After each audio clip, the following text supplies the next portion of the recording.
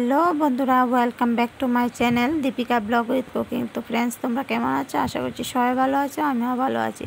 তো আজকে কোনো ব্লগ না, আজকে একটা রেসিপি শেয়ার করবো তোমাদের সাথে, মানে পাটার মাংসের ঝোল আমি কিভাবে রান্না করি এটাই তোমাদের সাথে শেয়ার করবো।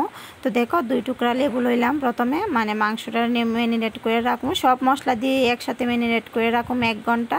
তো যাই হোক, তোমার মাংসটা আমার বড় ধুইতে গেছে, এটা লেগে মাংসটা একটু পরে দেখাবো তোমরা। আর এদিকে দেখো, আদা রসুন পেঁয়াজ কুচি কুচি করে গুঁটো লইছি, আর এটা হচ্ছে দেশি আলু আর লেগে ছোটো ছোটো, আর হচ্ছে কাঁচা লঙ্কা এটি লইলাম। আর যেটি পেস্ট করণের এই মশলাগুলো এখন আমি পেস্ট করবো, আদা রসুন আর পেঁয়াজ। চলো এইগুলো আগে পেস্ট করে নিই, তারপরে আবার দেখাইতেছি তোমরা। চলো চুপ চুপ।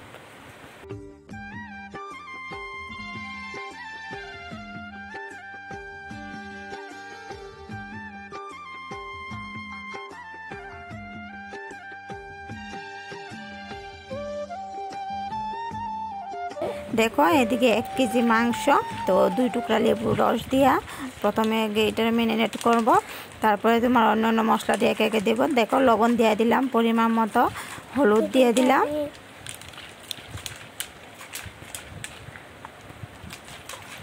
তারপরে ধনিয়া গুঁড়ো দিলাম পরিমাণ মতো। আমি আমার মানে কোনো মাপ টাপ না, আমি আমার মতো রান্না করি, তো এটাই তোমরা সাথে শেয়ার করবো।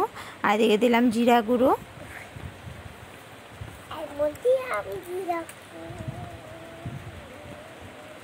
তারপর এদিকে যে মশলাটা পেস্ট করে রাখছিলাম আদা রসুন কাঁচা লঙ্কা পেঁয়াজ, তো সব একসঙ্গে দিয়ে দিব। আর একটু কাঁচা সরিষার তেল মানে দিয়ে দিলাম, আর অল্প একটু গুঁড়া লঙ্কা দিলাম, কালারটার লাগে একটু অল্প গুঁড়া লঙ্কা দিলাম, বেশি না। কাঁচা লঙ্কাই বেশি দিছি, মানে কাঁচা লঙ্কাটাই বেশি খাই। তারপর গোটা আলু যে কাটতে রাখছিলাম এটাও দিয়ে দিলাম, টুকরা করে যে কাটতে রাখছিলাম এই আলুটাও দিয়ে দিলাম, পেঁয়াজ দিয়ে দিলাম। তো এবার চলো সব কিছু একসঙ্গে মাইকা তারপরে কিছুক্ষণ রাখা দেবো। চলো লেট করে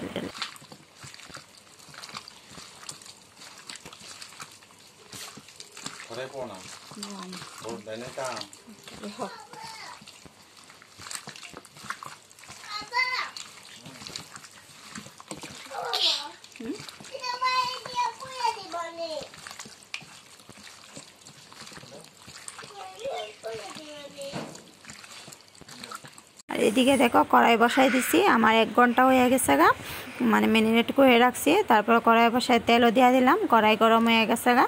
তো তেলটা একটু গরম হোক, তারপরে তোমার গোটা গরম মশলা আছে একে একে দিয়ে দিব সব। তো সব কিছু, একটা বড় এলাচ দিলাম, আর দারচিনি লং যা যা আছে গোটা সব কিছুই দিলাম, আর অল্প একটু জিরা গোটা জিরা দিয়ে দিলাম। তো এটা একটু গরম হোক, তারপরে পেঁয়াজ দিয়ে দিব। তো পেঁয়াজটা দিয়ে দিলাম,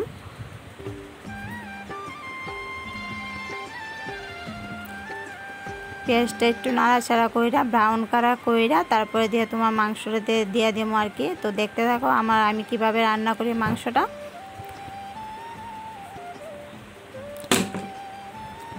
পেঁয়াজটা একটু ব্রাউন কালার হোক, তারপরে তোমার দিয়ে দিব আর কি।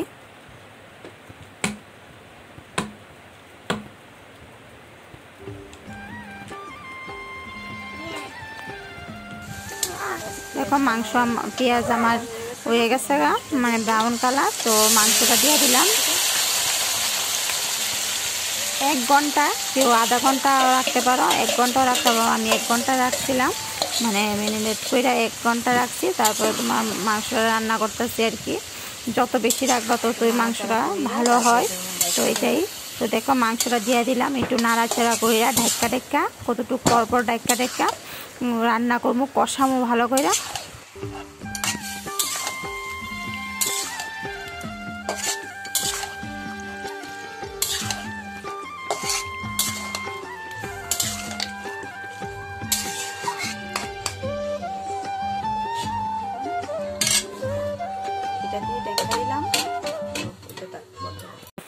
আর এদিকে দেখো, ডাইকা দিছিলাম, তো ডাকনাটা তুললা একটু নাড়াচাড়া করবো। নাড়াচাড়া করার পর ভালো করে কষামো। দেখো জল উঠছে, জলটা শুকাইবো, তারপরে একদম কড়াইয়ের মধ্যে পুট করব, তারপরে দিয়ে তোমার জল দিব আর কি। তো চলো ভালো করে কষাই লই। মাংসটা যত মানে পাটার মাংস, খাসির মাংস যত তুমি কষাবা ততই টেস্টটা বাড়ে। তো অনেকটাই জল উঠছে, তো জলটা একদম শুকামো, মশলাটা ভালো করে কষামো, তারপরে তোমার জল দিব আর কি। তো চলো দেখতে থাকো।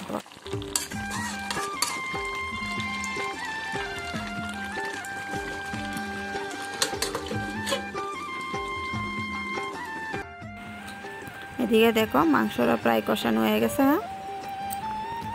আর একটু ভালো করে কষায়া তারপরে জল দিয়ে দিব।